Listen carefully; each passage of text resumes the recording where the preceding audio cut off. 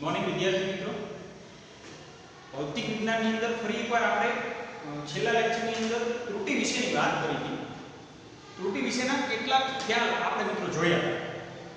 એ ખ્યાલથી હવે ત્રુટિના પ્રકારમાં આગળ વધીએ. આજના જે ટોપિક્સ છે મિત્રો, એ એમસીક્યુ અને દાખલા ગણવા માટેના મહત્વના ટોપિક છે. આજે આપણે બેઝિક પહેલા થિયરિટિકલ રજૂઆત જોઈશું ત્રુટિની, અને એના પછી આપણે એની વિશેષ ગણતરીની ચર્ચા આગળ વધારશું. તો આજનો આપણો મુખ્ય ટોપિક છે નિરપેક્ષ ત્રુટિ,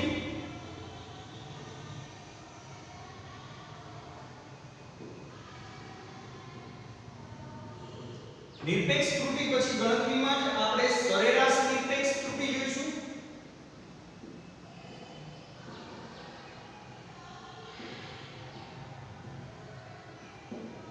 સરેરાશ નિરપેક્ષ ત્રુટિ પછી મિત્રો સાપેક્ષ ત્રુટિ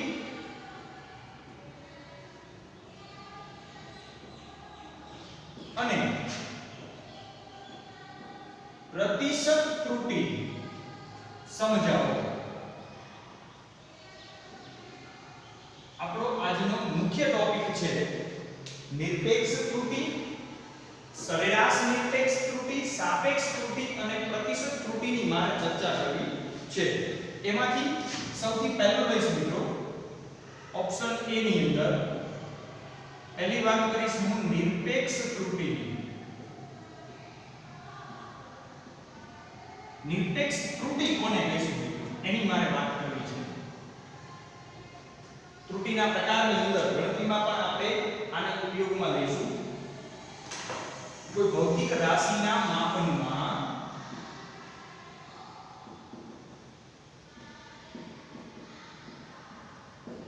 કોઈ ભૌતિક રાશિ, કોઈ પ્રયોગ આપણે કરી રહ્યા છીએ, કોઈ ભૌતિક રાશિના માપનના સાચા મૂલ્ય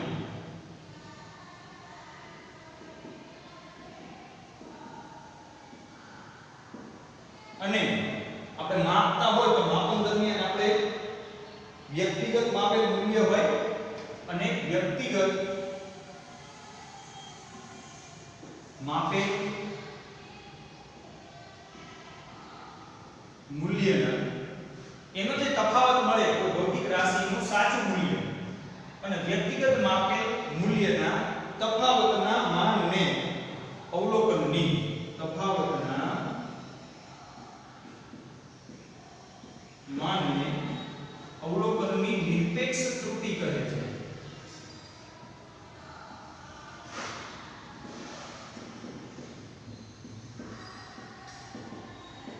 એટલે નિરપેક્ષ ત્રુટિ માટે મિત્રો આપણે ધ્યાનમાં લઈશું સાચું મૂલ્ય અને વ્યક્તિગત માપેલ મૂલ્ય. વ્યક્તિગત માપેલ મૂલ્ય એનો તફાવત, કોઈ ભૌતિક રાશિના માપનનું સાચું મૂલ્ય અને વ્યક્તિગત માપેલ મૂલ્ય એનો તફાવત, એનું માન એટલે કે ધન. નિરપેક્ષ ત્રુટિ મિત્રો હંમેશા ધન હશે. એટલે મેં અહીંયા વ્યાખ્યામાં જ તફાવતના માનને એમ પણ મિત્રો ખામી હંમેશા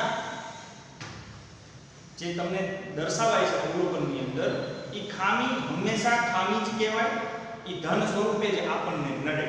એટલે ખામીનું મૂલ્ય હંમેશા ધન, એટલે કે નિરપેક્ષ ત્રુટિ માપનમાં હંમેશા આપણે ધન મૂલ્ય દર્શાવશું મિત્રો.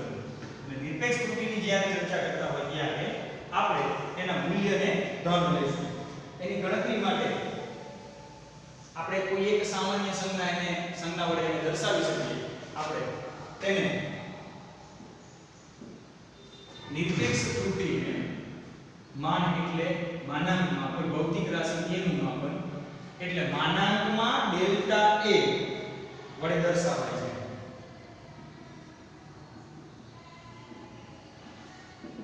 કોઈ ભૌતિક રાશિ એને આપણે a વડે દર્શાવી છે, તો નિરપેક્ષ ત્રુટિને હું માનાંકમાં ડેલ્ટા a વડે દર્શાવીશ. એક સામાન્ય ગણતરી હું આની લઈ શકું. ધારો કે આને સમજવા માટે આપણે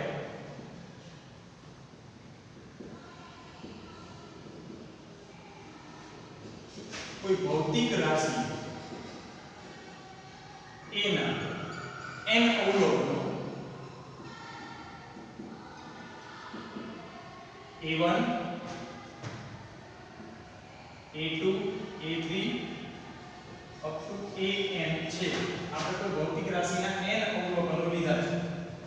મારે નિરપેક્ષ ત્રુટિની ગણતરી કરવી છે. સમજો મિત્રો, એકદમ શોર્ટમાં, આપણે બહુ વિશેષ ડિટેલમાં નહીં લખીએ, શોર્ટમાં દર્શાવશું. નિરપેક્ષ ત્રુટિની મારે એક્ઝામ્પલમાં ગણતરી કરવાની થઈ, તો એના માટેનું પહેલું સ્ટેપ, આપણે જે ભૌતિક રાશિનું માપન કરવું છે એના અવલોકનો મારી પાસે હોવા જોઈએ. ધારો કે ઈ ભૌતિક રાશિના માપનના n અવલોકનો છે, જે હું a1 a2 up to an વડે દર્શાવું છું. તો સૌપ્રથમ મારે પહેલું સ્ટેપ ગણતરીનું સરેરાશ મૂલ્ય, આ ભૌતિક રાશિના માપનનું સરેરાશ મૂલ્ય છે a સરેરાશ. તો કોઈ પણ ભૌતિક રાશિનું સરેરાશ કેવી રીતે મેળવી શકાય? તો કે દરેક ભૌતિક રાશિનો સરવાળો ભાગ્યા ઈ ભૌતિક રાશિની સંખ્યા, એટલે a1 a2 a3 an ભાગ્યા n. હજી આને સિગ્મા સ્વરૂપે સિગ્મા i બરાબર 1 થી n ai ભાગ્યા n આમ પણ દર્શાવી શકાય. i બરાબર 1 થી n એટલે a1 a2 a1 સિગ્મા એટલે વત્તા a2 a3 n. આને હજી આપણે લેસ ધેન ગ્રેટર ધેન માં પણ ઘણી વખત દર્શાવી છે સંજ્ઞાત્મક રીતે. આપણે એને a એવરેજ અથવા તો લેસ ધેન ગ્રેટર ધેન માં ઈ ભૌતિક રાશિને દર્શાવશું. આપણું મિત્રો પહેલું સ્ટેપ છે ગણતરીનું. મારે નિરપેક્ષ ત્રુટિને મેળવવી છે. નિરપેક્ષ ત્રુટિ મેળવવા માટે કોઈ ભૌતિક રાશિને a લીધી છે, ઈ a નામની ભૌતિક રાશિના n અવલોકનો છે. તો સૌથી પહેલું સ્ટેપ મારે ઈ ભૌતિક રાશિનું સરેરાશ મૂલ્ય મેળવવું પડે, જે તમને બોર્ડ પર દેખાય છે. ધારો કે આગળનું સ્ટેપ,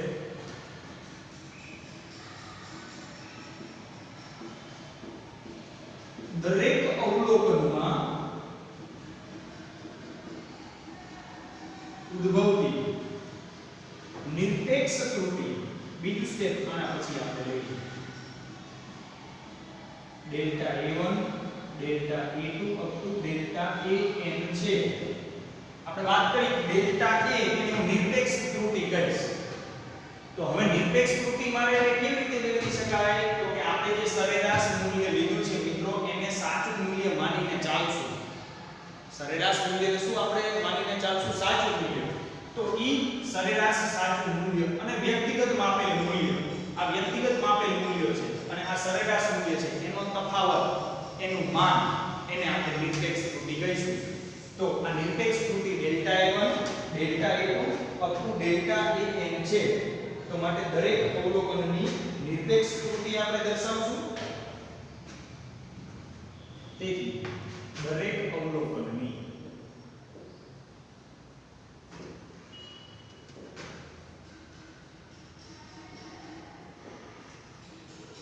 નિરપેક્ષ ત્રુટિ મારે લેવું છે ડેલ્ટા a1 બરાબર.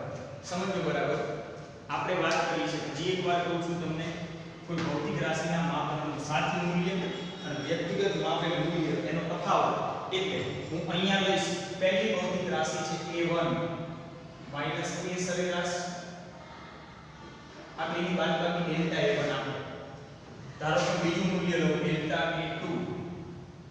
a2 માઈનસ a સરેરાશ, ડેલ્ટા a3 એટલે કે a3 માઈનસ a સરેરાશ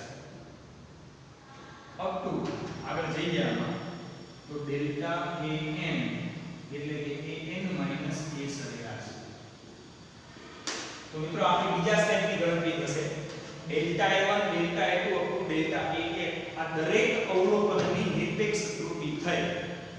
આ તફાવત ધન મળે કે ઋણ મળે, આપણે એનો જવાબ માત્ર ધન લેવાનો છે. એટલે નિરપેક્ષ ત્રુટિનું મૂલ્ય હંમેશા આપણે ધન લેવાનું છે મિત્રો. એ ધ્યાનમાં રાખવાનું છે ગણતરીમાં. આપણે આ જે તફાવત છે એ ધન મળે કે ઋણ મળે, આપણે નિરપેક્ષ ત્રુટિ હંમેશા ધન લઈશું.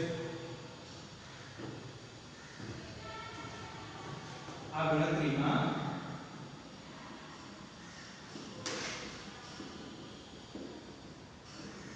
કેટલાક અવલોકનો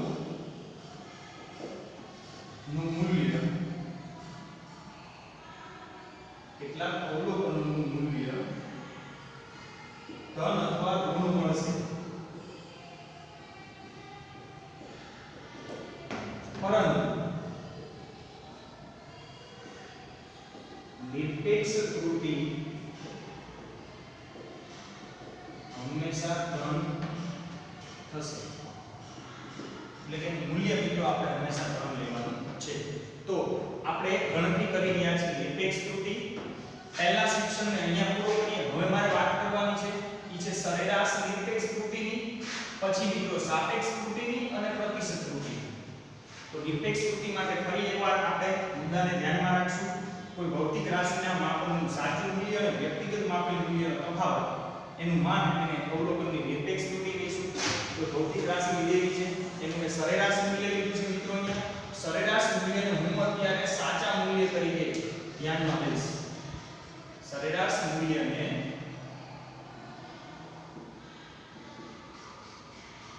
સાચા મૂલ્ય તરીકે હું કન્સિડર કરીશ હંમેશા ભૌતિક રાશિ માટે. તો એ સરેરાશ એટલે દરેક અવલોકનનો સરવાળો ભાગ્યા n, એ મને સરેરાશ મળશે.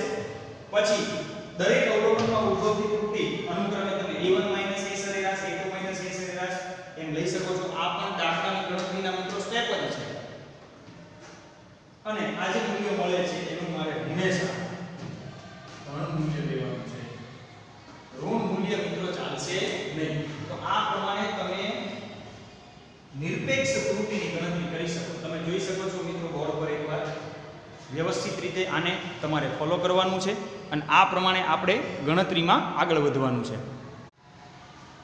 તમે જોઈ શકો છો થોડું રિફ્લેક્શનની અસર હતી અને આપણે કાઢી નાખી છે.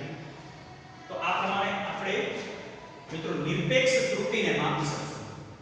હવે આગળ મારે વાત કરવી છે સરેરાશ નિરપેક્ષ ત્રુટિની. એટલે આગળનો ટોપિક આપણે જોઈશું હવે સરેરાશ નિરપેક્ષ ત્રુટિ. આમાં જ નિરપેક્ષ ત્રુટિ પછી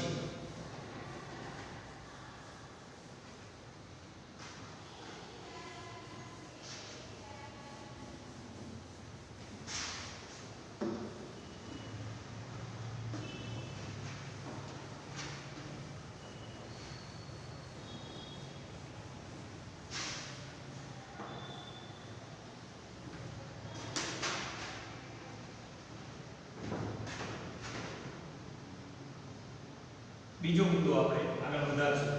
ઈ છે સરેરાશ નિરપેક્ષ ત્રુટિ. નિરપેક્ષ ત્રુટિની સરેરાશ. તો આપણે ખબર પડે કે આપણે છેલ્લે જોયું દરેક અવલોકનની નિરપેક્ષ ત્રુટિ મને મળી ગઈ, એના માનનું સરેરાશ, એને સરેરાશ નિરપેક્ષ ત્રુટિ કહેવાય. નિરપેક્ષ ત્રુટિના મૂલ્યના માનના સરેરાશને આપણે મિત્રો સરેરાશ નિરપેક્ષ ત્રુટિ કહીશું. દરેક અવલોકનની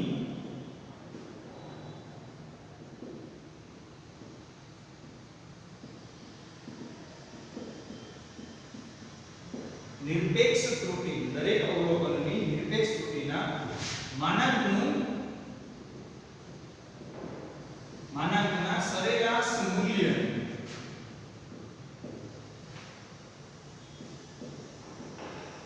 સરેરાશ નિરપેક્ષ ત્રુટિ કહે છે.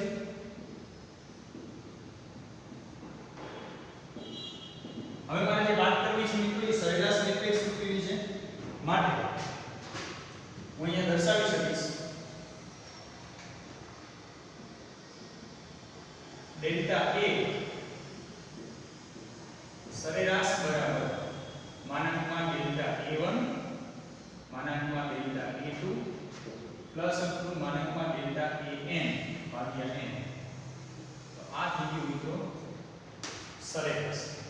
હજી આને આમ પણ દર્શાવી શકાય સિગ્મા i બરાબર 1 થી n માનાંકમાં ડેલ્ટા ai ભાગ્યા n.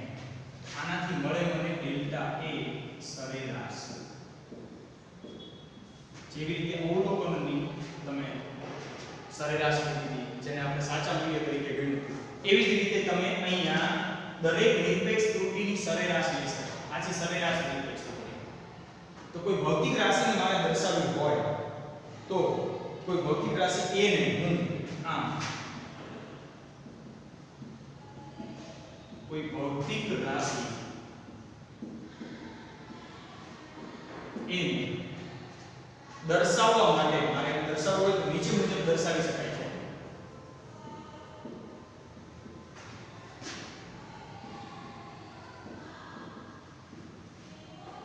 માટે એ નામની ભૌતિક રાશિ છે. મિત્રો તમે નિરપેક્ષ ત્રુટિની અંદર પહેલા સ્ટેપમાં લીધું હતું એ સરેરાશ.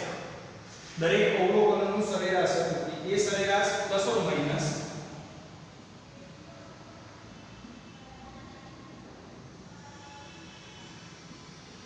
ડેલ્ટા એ સરેરાશ.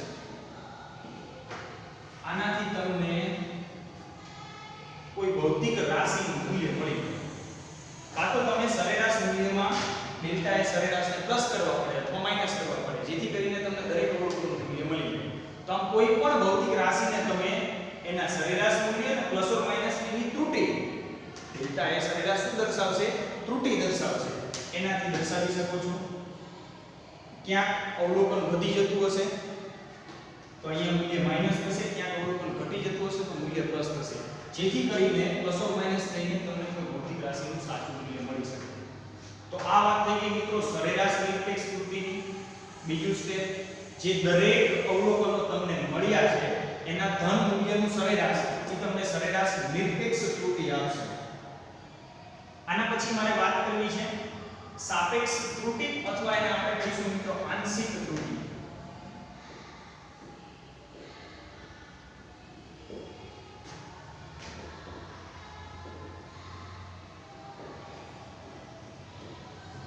હવેની જે આપણે વાત કરવી છે ત્રુટિની, ઈ સાપેક્ષ ત્રુટિ તો કોની સાપેક્ષે હોય?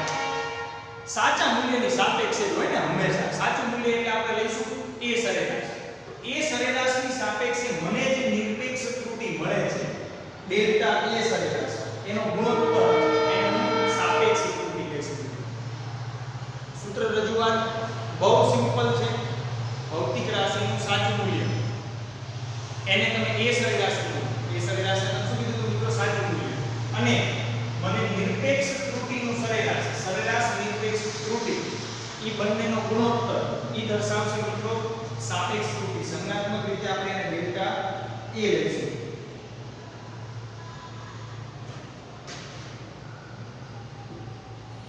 અવલોકન દરમિયાન મળતું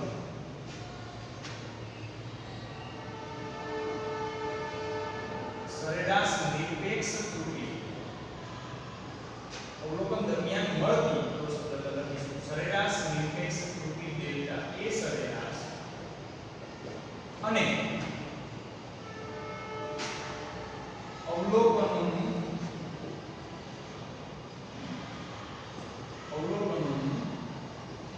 સરેરાશ મૂલ્ય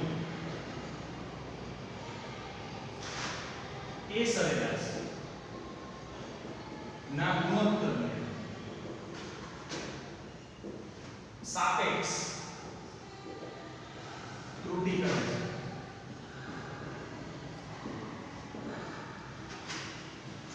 સાપેક્ષ ત્રુટિ અથવા આંશિક ત્રુટિ ડેલ્ટા એ બરાબર ઉપર કેપિટલ ડેલ્ટા એ સરેરાશ, કેપિટલ ડેલ્ટા એ સરેરાશ ભાગ્યા એ સરેરાશ થશે. આ મુજબ હું સાપેક્ષ ત્રુટિ લઈ શકીએ છીએ.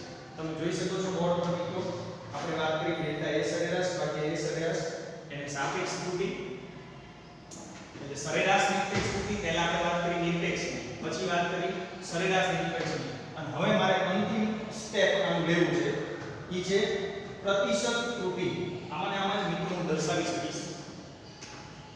અત્યારે મને જે કિંમત મળે છે તમે જોઈ શકો છો એ આપણે દર્શાવી છે સરેરાશ નિરપેક્ષ ત્રુટિ અને સાપેક્ષ ત્રુટિ. હવે વાત કરીશું આના પરથી ઈ છે પ્રતિશત ત્રુટિની.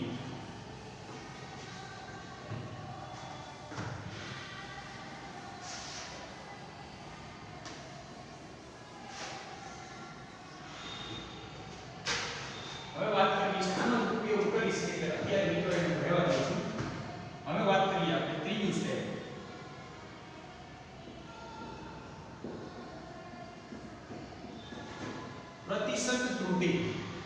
તમને સાપેક્ષ ત્રુટિ મળી ગઈ છે મિત્રો, એને ટકામાં દર્શાવો.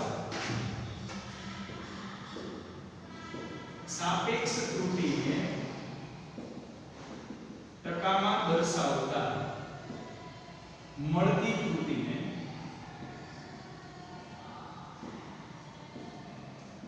પ્રતિશત ત્રુટિ કહે છે. શું વાત કરી આપણે? સાપેક્ષ ત્રુટિને તમે ટકામાં દર્શાવો અને તમને જે મળે છે એ છે પ્રતિશત ત્રુટિ. પ્રતિશત ત્રુટિને મારે સમજાવવી પડે તો માટે પ્રતિશત ત્રુટિ બરાબર સાપેક્ષ ત્રુટિ ભાગ્યા ગુણ્યા 100%. સાપેક્ષ ત્રુટિ ગુણ્યા 100%. એટલે કે આને હજી હું દર્શાવીશ ડેલ્ટા A સરેરાશ ભાગ્યા A સરેરાશ.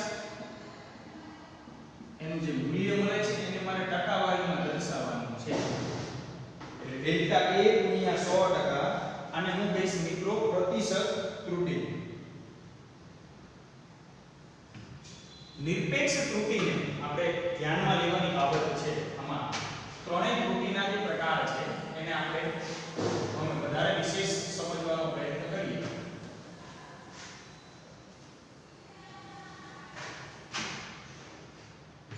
નિરપેક્ષ ત્રુટિને આપેલ ભૌતિક રાશિનો એકમ હોય છે.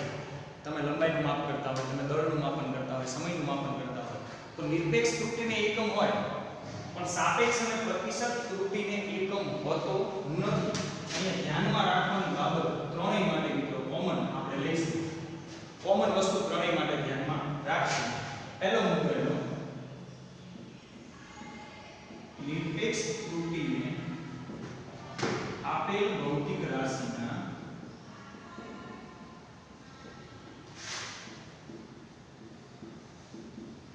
માપનનો એકમ હોય છે.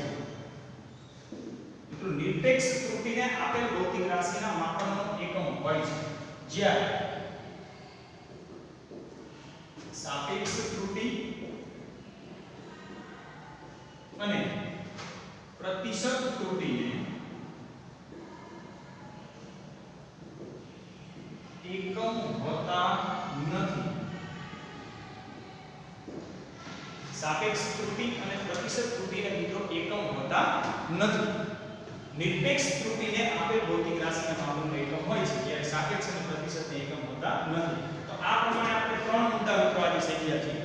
નિરપેક્ષ ત્રુટિ, પછી એની ઉપરથી સરેરાશ નિરપેક્ષ ત્રુટિ, સાપેક્ષ અને પ્રતિશત ત્રુટિ. આનો ઉપયોગ આપણે દાખલાની ગણતરીમાં કરશું. આના પછી વિદ્યાર્થી મિત્રો આપણો જે આજનો ટોપિક છે એને વધારે વિશેષ ડિટેલમાં સમજવા માટે આપણે ટેક્સ્ટ બુકનું એક ઉદાહરણથી આને સમજીએ.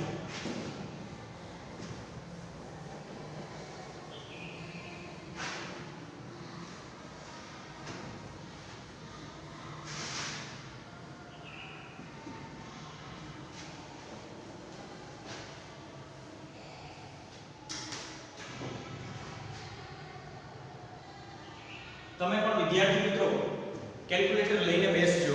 આપણે એક ટેક્સ્ટ બુકમાં પેજ નંબર 25 પરનું એક ઉદાહરણ છે 2.7 એને સમજવું છે. ટેક્સ્ટ બુકમાં પેજ નંબર 25 પર એક ઉદાહરણ નંબર 2.7 છે. આ ઉદાહરણની રકમ તમારે મિત્રો ટેક્સ્ટ બુકમાંથી લખી નાખવાની. આપણે એની રકમ જોઈએ કે આ પ્રમાણે છે. આપણે સાદા દોલનના આવર્તકાળનું માપન કરીએ છીએ, જેમાં ક્રમિક અવલોકનના માપ નીચે મુજબ મળે છે. મિત્રો તમને અલગ અલગ માપ આપેલા છે. આવર્તકાળની વાત કરીએ તો આવર્તકાળ એને ઇંગ્લિશમાં ટાઈમ પીરિયડ કહેવાય. એટલે આપણે એને t ની સંજ્ઞા વડે દર્શાવવું. તો આપણને આપેલા છે અવલોકનો. સાદા લોલકના આવર્તકાળ આપણે વાત કરવી છે. સાદા લોલકના આવર્તકાળ એના માપન, આવર્તકાળનું માપન આપણને પહેલું અવલોકન સંજ્ઞા આપું T1 મિત્રો. સમજવાની સરળતા માટે હું દરેકને પર્ટિક્યુલર નામ આપું છું. છે 2.63 સેકન્ડ.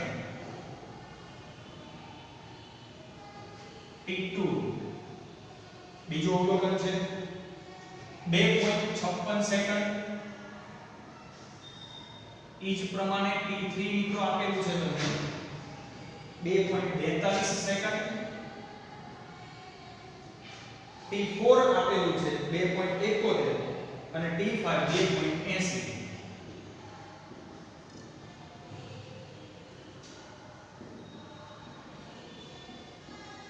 આટલું મને રકમમાં આપેલું છે. સમજો આપણે હવે આનો ઉપયોગ કરવાનો છે. મને 5 અવલોકનો આપ્યા છે. મારે નિરપેક્ષ ત્રુટિ, સાપેક્ષ અને પ્રતિશત બધાયની ગણતરી કરવાની છે. તો તમને ખબર જ છે આપણે થિયરીમાં જોયું એ જ પ્રમાણે ફોલો કરવાનું છે મિત્રો. પહેલું સ્ટેપ લઈશું હું ગણતરીનું પહેલું સ્ટેપ. આવર્તકાળનું સરેરાશ મૂલ્ય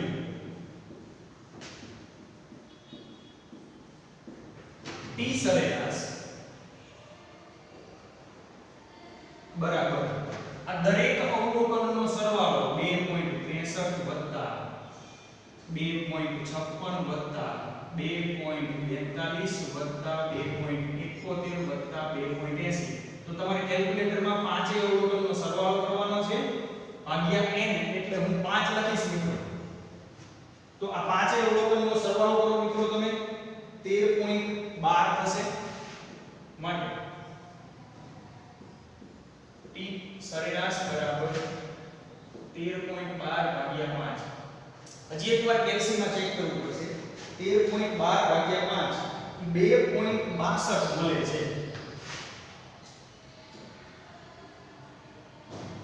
તો મને સરેરાશ મૂલ્ય મળી ગયું. પહેલું સ્ટેપ આ ઉપયોગિતા. આપણે જે આગળની થિયરી જોઈ એ થિયરી પ્રમાણે હું દાખલાને કેવી રીતે ગણી શકીશ. તો પહેલા સ્ટેપની અંદર મારે T સરેરાશ લેવું છે. એટલે 5 અવલોકન આપેલા છે મિત્રો. પાંચેયનું મેં સરેરાશ લઈ લીધું. હવે તમે સમજી શકો છો દરેક અવલોકનની તમે નિરપેક્ષ ત્રુટિ લઈ શકો. આપણી પાસે કેટલા અવલોકનો છે મિત્રો અહીંયા 5. તો હું પાંચેયનું બધાના માપનમાં ત્રુટિ ગણીશ. દરેક અવલોકનની નિરપેક્ષ ત્રુટિ જેને આપણે delta A1 delta A2 delta A3 એના વડે દર્શાવ્યું. તો હું ઈ જ પ્રમાણે આપણી પાસે સરેરાશ મૂલ્ય પણ છે અને અવલોકનના મૂલ્યો પણ છે. તો અહીંયા દર્શાવીશ ડેલ્ટા T1 એટલે કે 2.63 T1 આપેલું છે એમાંથી 2.62 બાદ કરો તો માઈનસ 63 માંથી 62 એટલે મળશે 0.01 સેકન્ડ. પહેલું અવલોકન જોઈ લેજો વ્યવસ્થિત.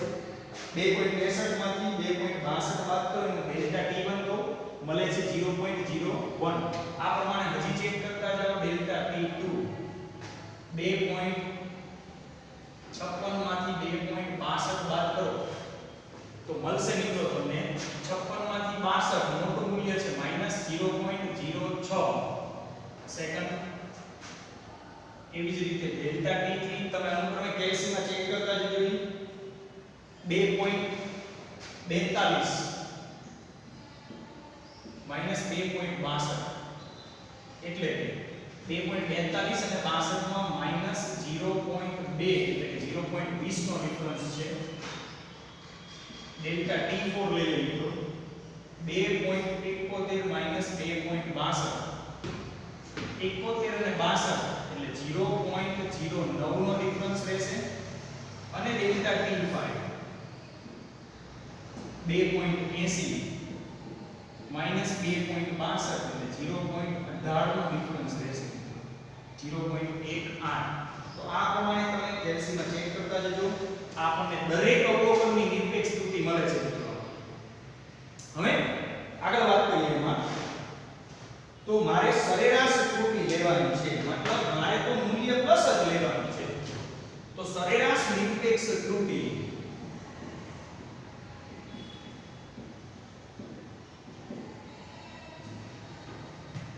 ડેલ્ટા T સરેરાશ એ તમે સમજી શકો છો માનાંકમાં ડેલ્ટા T1 માનાંકમાં ડેલ્ટા T2 પ્લસ માનાંકમાં ડેલ્ટા T3 ડેલ્ટા T4 અને પ્લસ માનાંકમાં ડેલ્ટા T5 ભાગ્યા 5 એટલે કે આ બધી જ ધન કિંમત આ બધી જ ડેલ્ટા T અને ડેલ્ટા T2 T3 T4 અને T5 બધી જ તમારે ધન કિંમત દર્શાવવાની છે 0.01 વત્તા 0.06 વત્તા 0.20 0.09 વત્તા 0.18 ભાગ્યા 5 મિત્રો કેલ્ક્યુલેટર ની અંદર તમારે આની ગણતરી કરવાની છે પણ ચેક કરું છું સાથે સાથે આ બધી કિંમતો મૂકતા મને આની કિંમત 0.54 મળશે માટે ડેલ્ટા T સરેરાશ 0.54 ભાગ્યા 5 એટલે હજી તમે કેલ્સીમાં ફરી એકવાર 0.54 ભાગ્યા 5 કરો એટલે 0.11 મળે છે 0.11 સેકન્ડ મિત્રો આ થઈ જશે ડેલ્ટા T સરેરાશ અને ડેલ્ટા T ઉપર 12 આમ પણ દર્શાવાય લેસ ધેન ગ્રેટર ધેન માં પણ દર્શાવાય અને ખાલી સરેરાશ લખો એને પણ દર્શાવાય તો આપણે જે ઉદાહરણની અંદર ગણવાનું હતું દરેક અવલોકનની નિરપેક્ષ ત્રુટિ સરેરાશ નિરપેક્ષ ત્રુટિ મળી ગઈ છે હવે તમે જાણો છો મિત્રો કે આપણે આવર્તકાળને ત્રુટિ સહિત દર્શાવવું હોય તો આપણને 0.11 મળે છે તો કોઈ ભૌતિક રાશિને આપણે થિયરીમાં જોયું કોઈ ભૌતિક રાશિને એના સરેરાશ મૂલ્ય plus or minus delta T સરેરાશ વડે દર્શાવી શકાય આમ આવર્તકાળ T બરાબર એનું સરેરાશ મૂલ્ય 2.62 પ્લસ 0.11 આ પ્રમાણે હું એને દર્શાવી શકીશ સેકન્ડ આ પ્રમાણે દર્શાવી શકાય આ માત્ર મેં સંદર્ભ લીધો છે અત્યારે આપણને તો ગણતરીની અંદર ત્રુટિઓનો વિશેષ ઉલ્લેખ કર્યો છે પણ આપણે જે જોયું T સરેરાશ પ્લસ ડેલ્ટા T સરેરાશ એના વડે હું દર્શાવી શકું હવે આગળ વધીએ મારે મેળવવું છે સાપેક્ષ ત્રુટિ આગળની ગણતરી મારે કરવાની છે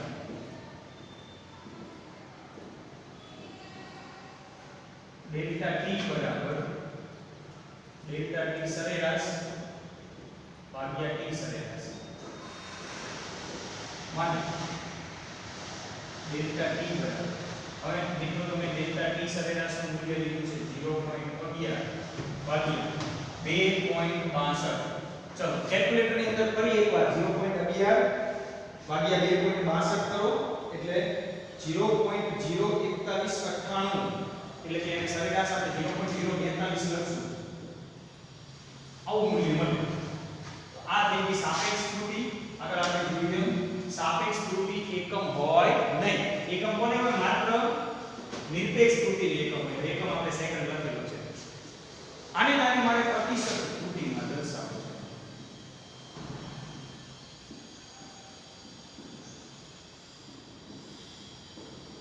છે ડેલ્ટા A ગુણ્યા 100 આપેલી કિંમત માટે મારે હવે એને પ્રતિશત ત્રુટિમાં દર્શાવતા 0.042 ગુણ્યા 100% એટલે કે 4.2% થશે આ મિત્રો થઈ જશે પ્રતિશત ત્રુટિ અને આવર્તકાળનું મૂલ્ય પ્લસ ઓર માઈનસ કરી શકાય છે અહીંયા આપણને 0.11 મળે છે એને અનુરૂપ તો અહીંયા પ્લસ ઓર માઈનસ દર્શાવો તો પણ વાંધો નહીં એને અનુરૂપ કિંમત લખી શકાય છે 2.62 પ્લસ ઓર માઈનસ 0.11 તો આ થઈ ગઈ સાપેક્ષ ત્રુટિના પ્રતિશત ત્રુટિ તો આજનો આપણો વિડિયોનો મિત્રો આખો સેક્શન છે એ સેક્શનની અંદર મારે સમજવું હતું નિરપેક્ષ ત્રુટિ એટલે શું સરેરાશ નિરપેક્ષ ત્રુટિ સાપેક્ષ ત્રુટિ અને પ્રતિશત ત્રુટિ એ આ એક્ઝામ્પલથી તમે સમજી શકો છો આ પ્રમાણે આપણે એની ગણતરીમાં આગળ વધવાનું છે તમારી ટેક્સ્ટબુકની અંદર મિત્રો જ્યારે સ્વાધ્યાય અને આગળ પ્રેક્ટિસમાં પણ આવા દાખલા તમે લઈ શકો છો જેના વડે તમે અલગ અલગ ત્રુટિને સમજી શકો છો પ્રેક્ટિસના ભાગરૂપે તમારે અત્યારે ઉદાહરણ 1.7 તમને આપેલું છે ટેક્સ્ટબુકમાં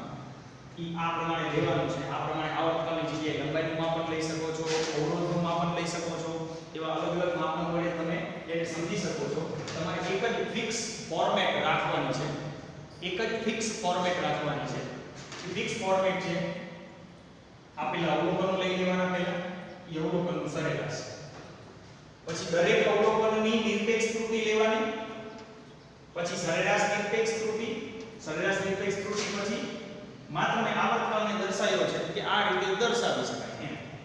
પછી સાપેક્ષ ત્રુટિ અને એને અનુસંધાનમાં પ્રતિશત ત્રુટિ એમ તમે દર્શાવી શકો છો.